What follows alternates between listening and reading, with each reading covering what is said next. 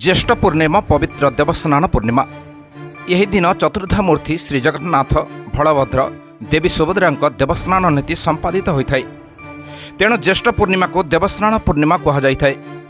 भवानीपाटना स्थित जगन्नाथ मंदिर में आज भक्तिमय परिवेश मध्य श्रीजीव मानकर देवस्नान नीति संपादित होइछि। एथिनिमंते आज सकाळ आळती अर्ण भोग लागि ହେଲା ପରେ श्रीजीव मानक पूजक अजय महापात्र तत्वावधान में सेवायत माने गोटी पहंडी रे स्नान विधि को नहीं। स्नान वेदी रे चतुर्धा मूर्ति को विराजमान करिबा परे पंडित लक्ष्मीधर महापात्र विधिविधान पूर्वक पूजार्चना करिबा देवस्नान नीति आरंभ होइथिला।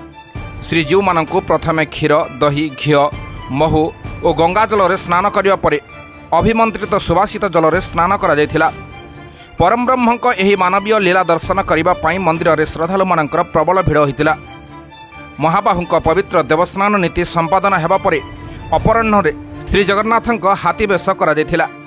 संध्यारू विलंबित रात्रि जाए बहु श्रद्धालु महाप्रभुंक हाथी बेश दर्शन करथिले।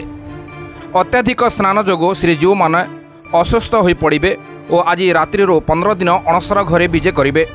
नेत्र उत्सव और नवजौवन दर्शन दिन पुणी श्रद्धालु माने श्रीजीव मानंको दर्शन करने सुजोग पाइबे। तापरे आषाढ़ शुक्ल पक्ष द्वितीया तिथि रे पवित्र रथयात्रा अनुष्ठित हेब।